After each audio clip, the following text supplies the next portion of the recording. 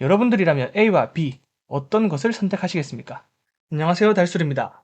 오늘은 제가 우연히 영상 하나를 보게 되었는데 보고 나서 이것에 대해서 조금 더 자세하게 다루어 봐야겠다라는 생각이 들더라고요. 이것이 뭐냐면 바로 전세 사기와 관련된 또 다른 이야기를 말하려고 합니다. 분명히 영상을 끝까지 보신다면 도움이 될 것이라 확신을 하기 때문에 시작하기 전에 구독과 좋아요 눌러주시면 감사하다는 부탁을 드리면서 본격적으로 시작해 보도록 하겠습니다. 자, 그럼 전세 사기라는 것은 이미 사회적으로 큰 문제가 되면서 알만한 분들은 다 알고 계시기 때문에 크게 짚고 넘어가진 않겠습니다. 그러면 여러분들에게 질문을 드리겠습니다. 전세 사기와 관련된 부동산의 결말은 항상 어디로 귀결이 됩니까? 바로 경매입니다.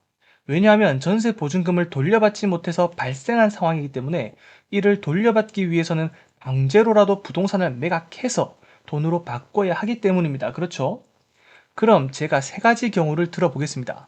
첫 번째, 경매를 신청하고 진행이 되는 동안 그 주택에 계속 거주를 하는 경우.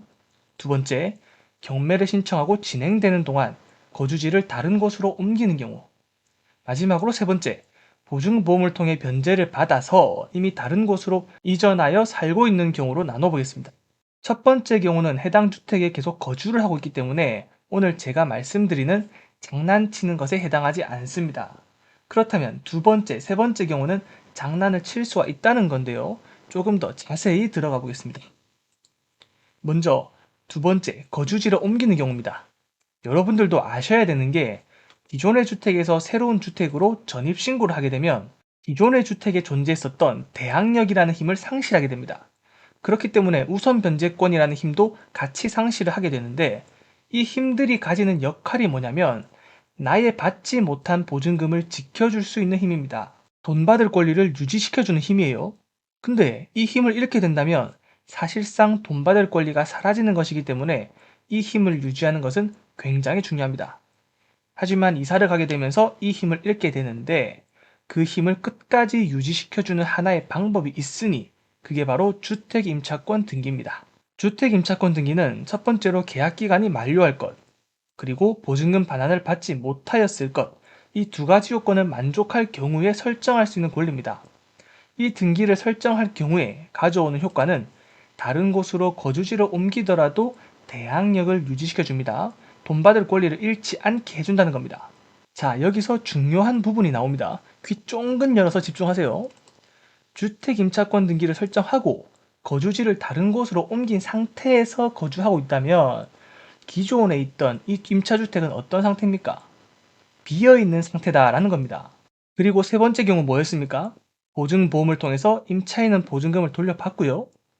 보증공사에서 이제 임대인에게 돈을 돌려받아야 하는 상황입니다. 그리고 보증금을 돌려받은 임차인은요, 지금 다른 어딘가에서 살고 있겠죠. 이사를 갈 겁니다. 그러면 대항력을 상실하기 때문에 이 경우도 주택임차권 등기를 하게 됩니다. 그렇다면 해당 주택은 지금 어떤 상태입니까? 보증공사 직원이 거주를 합니까? 안 합니다. 보증공사는 단지 돈만 돌려받으면 되는 겁니다. 결국 이 주택도 지금은 비어있다라고 말할 수 있겠네요. 자, 비어있다는 것을 기억하시고요. 계속 이어가 보겠습니다. 어떤 경우건 결국 경매는 진행이 될 겁니다. 하지만 전세권을 설정하지 않는 이상은 소송을 통해서 정말 받을 돈이 있다는 판결문을 받고 그 판결문에 기해서 경매를 신청해야 합니다. 경매를 신청한다 해도 경매 역시 시일이 꽤 오래 걸린다는 점, 대항력 있는 임차인이고 전세 보증금과 주택의 가격이 거의 동일하다면 아무도 입찰을 하지 않아 계속 유찰이 될 거고요. 그로 인해 낙찰이 불투명하다는 점, 이런 것들을 이유로 시간이 굉장히 많이 소요됩니다. 그 말은 뭐냐? 주택이 장시간 공실인 상태가 된다는 겁니다. 그래서 여기에 바로 임차인을 집어넣는 장난을 한다는 겁니다. 등기부 등본에 뻔히 주택 임차권 등기, 경매 개시 결정 등기가 있는데 임차인이 들어온다고요?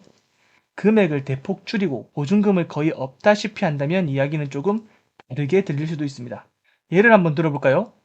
여러분들이 직접 이 상황에 처해 있다고 생각하고 선택을 해보시기 바랍니다. 첫 번째 A 아파트입니다.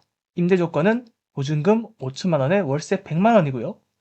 회사 바로 앞에 위치하고 권리상 하자도 없으며 깔끔한 내부를 가진 곳입니다. 두 번째는 B 아파트입니다. 임대 조건은 보증금 500만 원에 월세 50만 원이고요.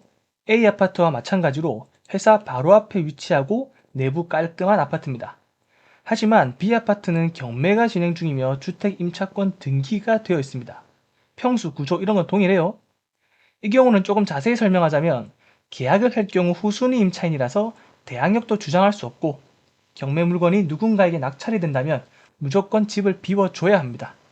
그런 리스크가 있기 때문에 1년, 2년 계약은 불가능하며 3개월이나 6개월 이렇게 단기 계약만 가능합니다. 선순위 임차권 등기가 있기 때문에 소액 임차인으로서 보장을 받지도 못합니다. 여러분들이라면 A와 B 어떤 것을 선택하시겠습니까? 단기간 출장을 왔다면 부담스러운 A보다는 B를 선택할 수 있지 않을까요? 그게 아니더라도 한 6개월 정도는 거주하고 다른 곳으로 가는 것도 금액적으로 이득을 볼 수 있지 않을까? 라는 생각에 B를 선택할 수도 있지 않을까요? 어떤 것을 선택하라는 것은 제가 정해줄 수 있는 것도 아니고 여러분 각자의 생각에 따라 A가 될 수도 있고 B가 될 수도 있고 그건 여러분들의 몫에 달렸습니다. 혹 누군가는 이런 말을 할 수도 있을 것 같습니다. 이거 윈윈 아니야? 이 집을 저렴하게라도 다른 누군가에게 피해가 가지 않도록 단기간으로만 임대를 놓게 된다면 새로운 임차인은 저렴하게 살 수 있어서 좋고 월세를 받을 임대인은 소액이라도 기존의 임차인에게 갚으면서 반환할 수 있고 기존 임차인은 그래도 조금씩 받을 수 있어서 좋고 그런 식으로 전세 보증금 반환 금액을 줄이게 된다면 경매에서 기존 임차인의 인수할 보증 금액이 커서 입찰을 못하고 있었는데 그 금액이 조금이라도 줄어드니까 입찰자의 부담이 줄어드는 결과로 이어져서 낙찰이 될 확률이 조금은 높아지는 것 아니냐. 그렇게 해서 낙찰만 된다면 기존의 임차인이 돈을 받을 확률을 높이는 것 아니냐. 누구 하나 손해볼 것 없는 윈윈 아니냐. 라는 논리로 말을 할 수도 있을 것 같습니다. 누가요? 누가 이런 말을 합니까? 바로 보증금 반환을 하지 않은 임대인들이요. 자, 앞서 제가 말씀드린 건요.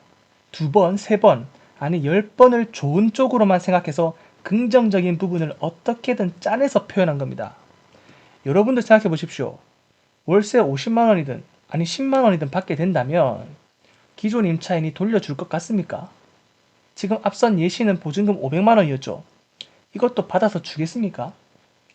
이 소액의 보증금도 제가 다른 영상을 보니까 월세나 관리비 등 이런 공과금이 혹시나 미납될까봐 걱정되어 받는 거라고 합니다. 본인이 잃을 가능성이 있는 돈은 어떻게 해서든 계산해서 손해 안 보려고 하는 것에 놀라웠습니다.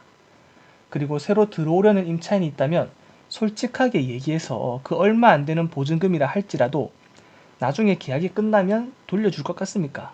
저는 아니라고 봅니다. 제가 너무 안 좋은 쪽으로 부정적으로만 말하고 있나요? 그렇게 생각이 드는 걸 어떡합니까? 뭐 굳이 장점이 있다면 앞서 말씀드렸던 그런 장점들이 있습니다. 하지만 그 보증금을 못 받을 수도 있고요. 사실 제일 중요한 건 뭔지 아십니까? 집, 주거라는 것은요. 내가 마음 편히 쉴 수 있고 안정을 취하는 곳입니다. 언제 낙찰되어서 쫓겨날지 모르고요.